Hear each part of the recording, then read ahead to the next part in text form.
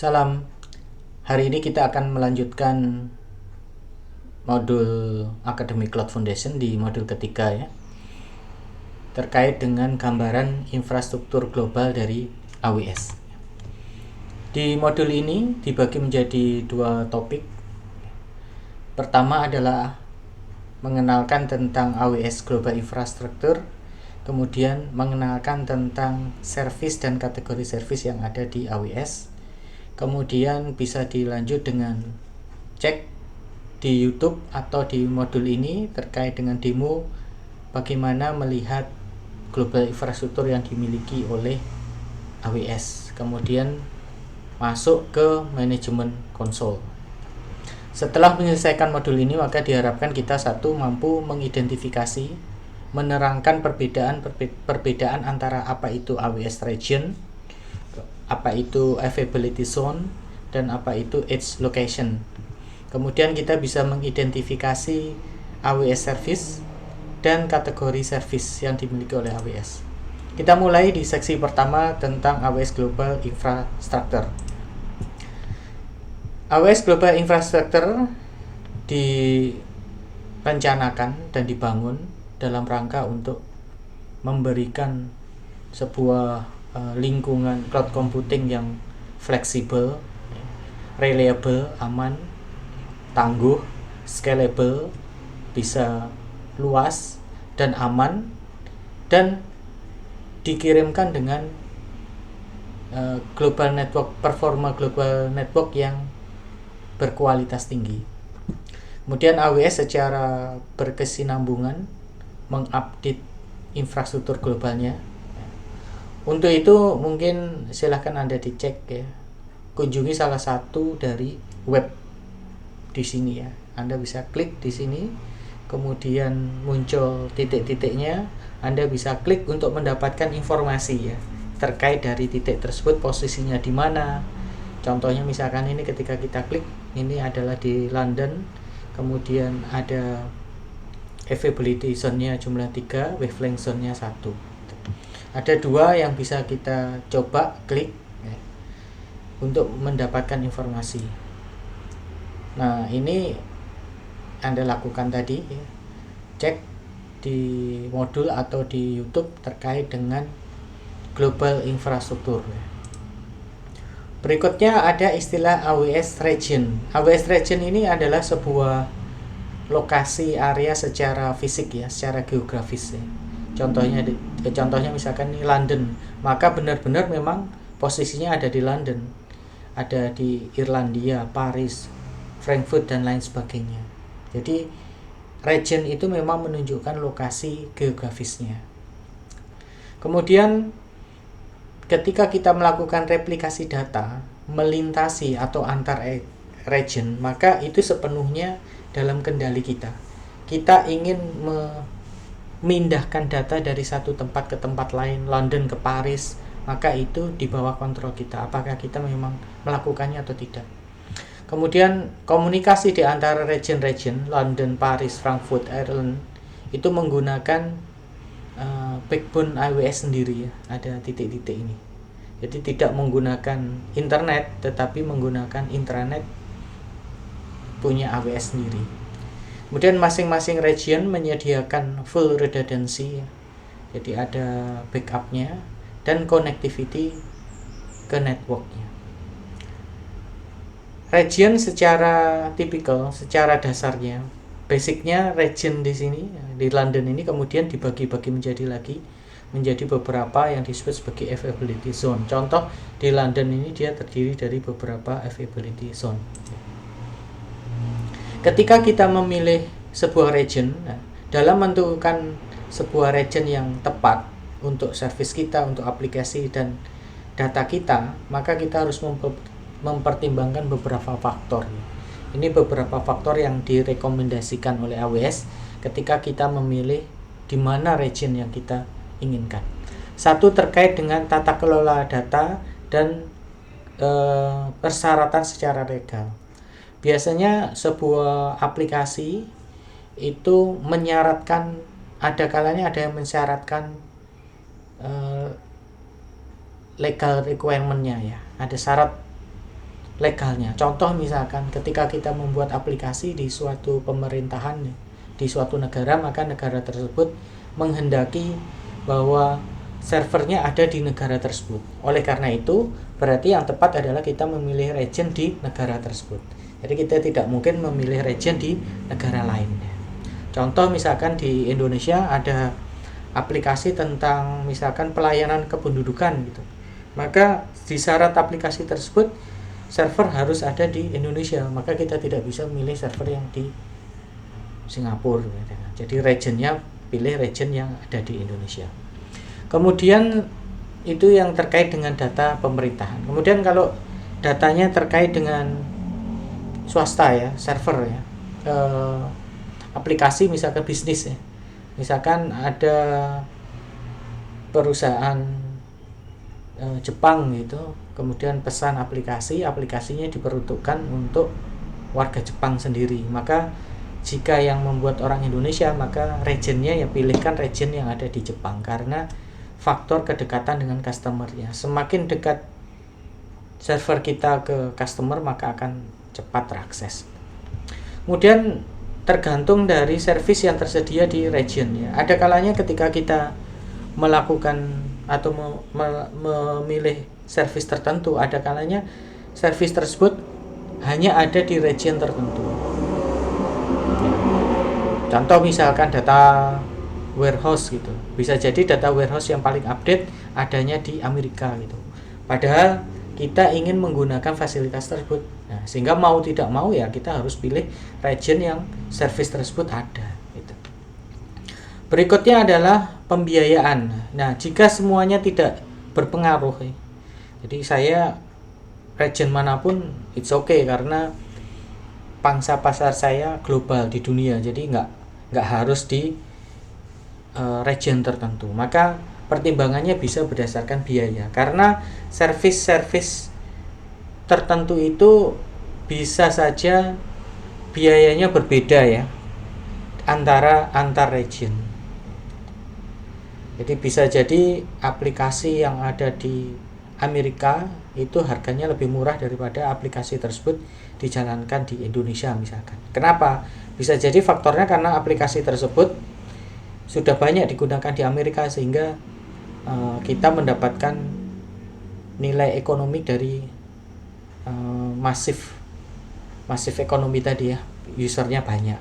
Sedangkan di Indonesia usernya belum banyak sehingga harganya lebih mahal, bisa jadi ya. Itu adalah beberapa pertimbangan ketika kita memilih region. Berikutnya ada availability zone. Tadi disebutkan bahwa masing-masing availability zone, masing-masing region itu akan terdiri dari beberapa availability zone. Contoh ini ada AWS-nya, kita pilih region. Nah, region EU West 1. Terus kemudian region ini terdiri dari 3 availability zone atau kita sebut AZ ya. A, Z, AZ. AZ1A, AZ1B, AZ1C. Jadi region EU West 1 ini terdiri dari 3 AZ. Di masing-masing AZ nanti terdiri dari data center ya. Jadi masing-masing region itu memiliki beberapa AZ. Masing-masing AZ itu merupakan AWS infrastruktur yang merupakan bagian dari AWS infrastruktur yang benar-benar terisolasi ya, satu dengan yang lain. Di sini ini di kota 1, ini di kota 2. Jadi benar-benar terpisah secara fisik. Kemudian di dalam AZ terdiri dari beberapa data center 1, 2, 3. Kemudian mereka didesain untuk full isolation. Artinya ketika satu data center ini ketika satu AZ ini bermasalah ya, ada bencana gitu, maka diharapkan AZ yang lain itu tidak terkena bencana karena jaraknya yang jauh. Sehingga data yang ada di AZ yang pertama itu yang hilang misalkan karena ada bencana, maka tetap ada di AZ yang lain. Itulah namanya didesain untuk full isolation. Kemudian mereka antar AZ itu bisa berkomunikasi dengan menggunakan high speed private networking ya. Jadi masing-masing ada networkingnya sendiri. yang menghubungkan antar ASI. Sehingga kita bisa memilih ASI mana yang kita butuhkan. Rekomendasinya AWS merekomendasikan supaya mendabelkan data dan resource itu lintas ASI. Jadi kalau utamanya di ASI 1A, maka rekomendasinya adalah replikasi yang ada itu ke ASI B. Tentu dengan mereplikasi itu ada keuntungan dan kerugiannya ya. Keuntungannya tentu jaga-jaga ketika di ASI pertama bermasalah, ada bencana, maka kita masih ada di data tersebut, data aplikasi di ASI yang kedua. Kerugiannya berarti kita bayarnya double gitu. Nah, itu pertimbangan-pertimbangan itu tergantung dari si perusahaan ya, bagaimana dia menilai asetnya, aset aplikasi, aset datanya. Kalau aset aplikasi datanya sangat penting, tentu sangat wajar kemudian perusahaan menduplikasi ke tempat yang lain. Berikutnya adalah data center. Tadi disebutkan ini ada data center ya. Jadi data center didesain untuk memenuhi keamanan yang tinggi. Data center adalah tempat di mana memang data itu berada dan prosesnya itu berlangsung. Di mana prosesnya? Ya di data center tersebut. Masing-masing data center memiliki redundant power, kemudian rate walking, connectivity, dan ditempatkan di tempat yang fasilitas yang berbeda. Sebuah data center secara normalnya, secara defaultnya itu bahkan terdiri dari 50.000 sampai 80.000 physical server ya. Kita bayangkan besar sekali satu data center saja terdiri dari 50.000 sampai 80.000 physical server. Berikutnya ada titik-titik tambahan ya, point of presence. AWS juga menyediakan sebuah global network ya, yang disebut sebagai point of presence.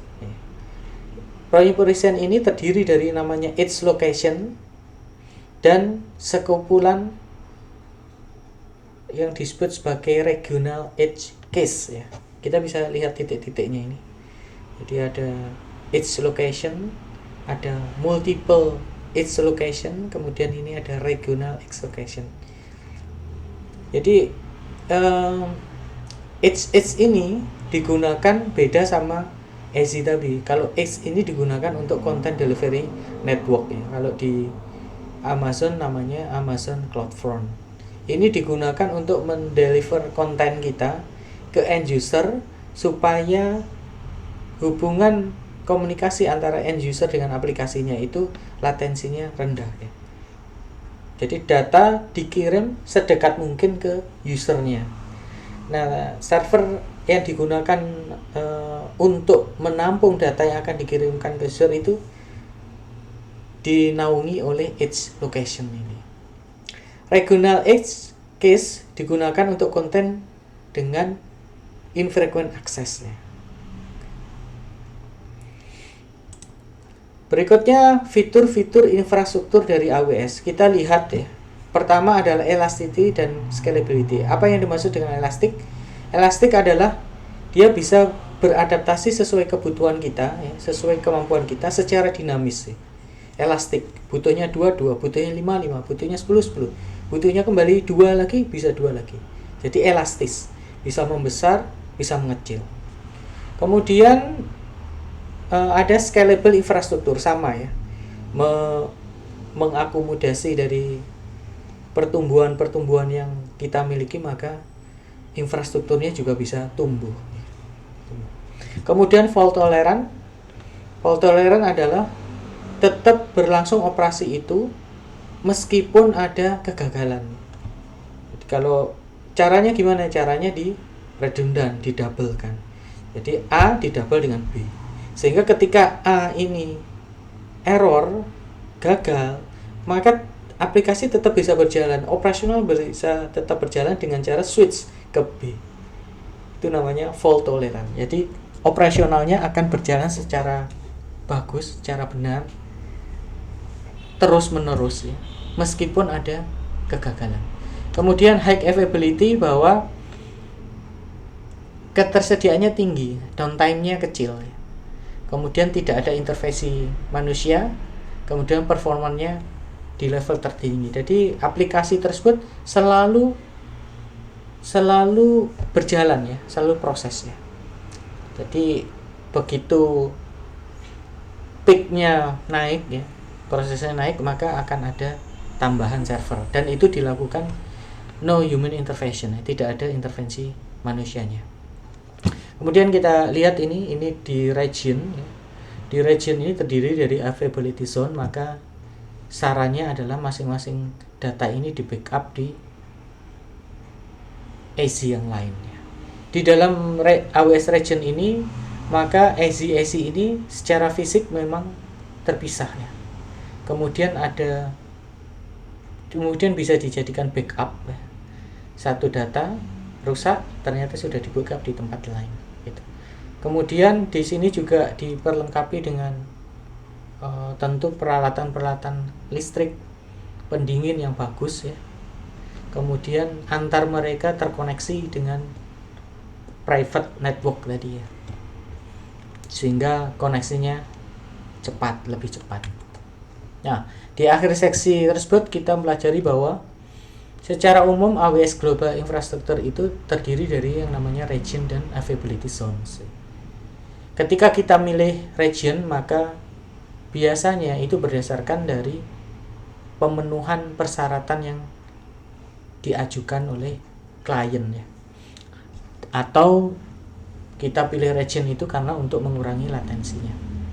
Masing-masing AZ itu secara fisik terpisah ya, dari AZ yang lain, dan antar AZ tersebut memiliki redundant power, networking, dan connectivity, sehingga ketika satu yang bermasalah maka ada satunya ya. Jadi kata kuncinya itu ada redundantnya itu.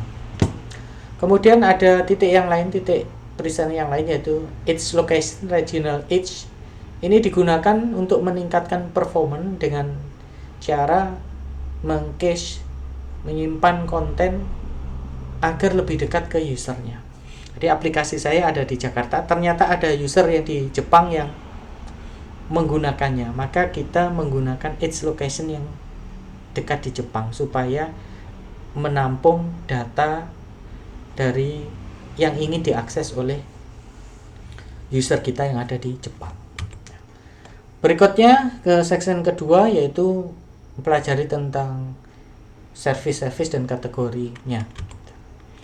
Secara dasar ya, AWS berikut adalah service-nya, service dasarnya. Aplikasi nanti bisa dijalankan di virtual desktop atau bisa digunakan untuk kolaborasi dan sharing ya. Kemudian di platform service ada kategori database, yaitu service-nya ada yang relational database, NoSQL, cache. Kemudian ada analitik, kategori analitik untuk hal-hal yang terkait dengan komputasi real time, data warehouse, data workflows. Kemudian ada aplikasi service ya. Ada queuing, orchestration, app streaming, transcoding, email search. Kemudian ada deployment and management, ada container, ada DevOps tools, ada resource templates, ada usage tracking, ada monitoring and log. Dan untuk mobile services ada identity, scenes, mobile analytics, dan notification. Kemudian layanan-layanan dasarnya adalah ada layanan compute ya, ada layanan networking, ada layanan storage. Terus kemudian infrastrukturnya dibagi menjadi ada region, ada availability zone, ada edge location. Nah, beberapa ini yang akan kita pelajari ya, kategori service di bawah ini yang akan kita pelajari. Ada compute, ada cost management, ada database, ada management and governance, ada networking and content delivery, ada security, identity and compliance, dan storage. Yang lainnya masuk materi di pelatihan berikutnya ya. Kemudian untuk kategori storage service ya, ada yang namanya Amazon S3 ya, Amazon Simple Storage Service, digunakan untuk menyimpan objek. Kemudian ada Amazon Elastic Block Store ya. Kemudian ada Amazon Elastic File System EFS. Kemudian ada Amazon Simple Storage Service, Glacier. Berikutnya untuk kategori compute ya. Kategori compute ada Amazon EC2 server ya. Ada EC2 auto scaling, ada Elastic Container Service, terkait dengan container. Kemudian ada Container Registry, ada Elastic Beanstalk, ada AWS Lambda, ada Kubernetes Service ya, orchestration untuk container, kemudian AWS Fargate. Nanti akan ada bahasan khusus terkait dengan kategori-kategori ini. Berikutnya di kategori service database ada Amazon Relational Database Service, ada Amazon Aurora, ada Amazon Redshift, dan Amazon DynamoDB. Berikutnya untuk networking dan content delivery service ada Amazon VPC, ada Elastic Load Balancing, ada Amazon CloudFront, ada AWS Transit Gateway, ada Amazon Route 53, ada AWS Direct Connect, ada AWS VPN. Berikutnya di kategori Security, Identity and Compliance Service ya.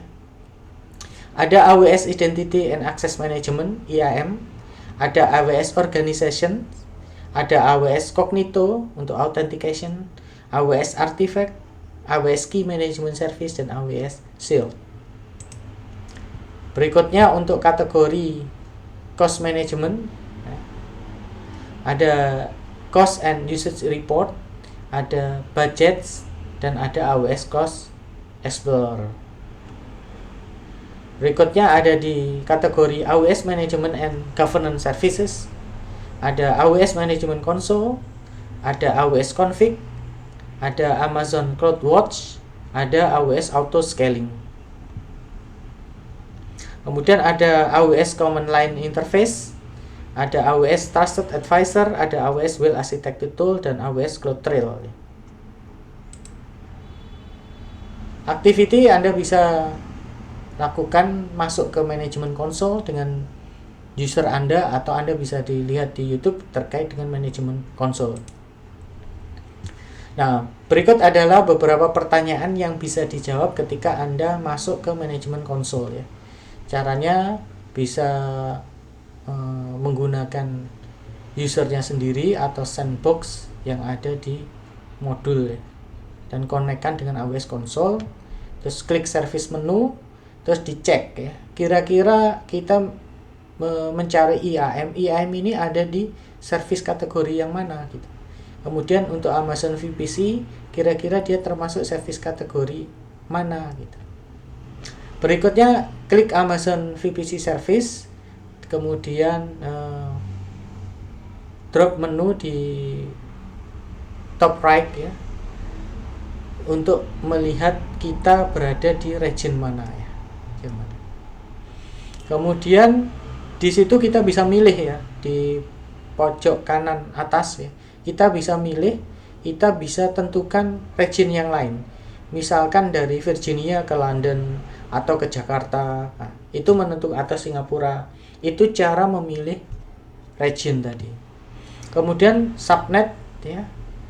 Untuk subnetnya nanti ada di bagian networkingnya ya. Kemudian apakah subnet yang kita pilih itu ada di bawah region atau ada di bawah availability zone gitu. Nah, kira-kira jawabannya ini ya. Nanti di bawah kategori mana IAM, setelah kita klik IAM dia muncul kategorinya, namanya adalah Security, Identity and Compliance. Kemudian kita search VPC, maka dia akan muncul di bawah servisnya Networking and Content Delivery. Kemudian untuk subnet ya, ketika kita membuat subnet itu di attach di region atau di availability zone ya. Jadi attach-nya ada di availability zone. Kemudian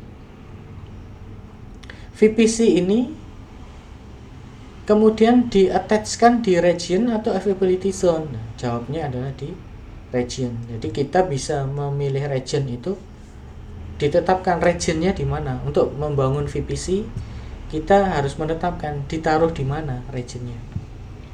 Kemudian manakah service berikut ini yang merupakan bagian dari global, bukan regional ya. apakah EC2, IAM, Lambda, atau root 53? Jawabannya adalah IAM dan root 53 adalah global. Artinya kita tidak perlu menentukan di mana regionnya berada. Sedangkan ketika kita menggunakan EC2 dan Lambda, maka kita harus menyebutkan ditaruh di mana. Karena EC2 dan Lambda itu sama-sama berdiri di server ya. Jadi servernya itu harus jelas server di mana yang kita pilih untuk ditempatkan EC2 dan Lambda. Oke, di akhir modul ini, bagian akhir, ada beberapa kesimpulan. Maka diharapkan di akhir modul ini kita sudah belajar bagaimana satu mengidentifikasi perbedaan antara AWS region, availability zone, dan edge location. Perbedaannya apa? Kemudian bisa mengidentifikasi nama kategori servisnya dan servisnya sendiri. Jadi servis A kira-kira masuk kategori yang mana ya? Servis B kira-kira masuk kategori servis yang mana ya? Gitu. Kemudian komponen mana dari global infrastruktur AWS yang digunakan oleh Amazon CloudFront untuk memastikan low latency? AWS region ditempati oleh server beneran. Edge location ditempati oleh cache atau CloudFront. AWS availability zone merupakan bagian dari region, juga ditempati server betulan.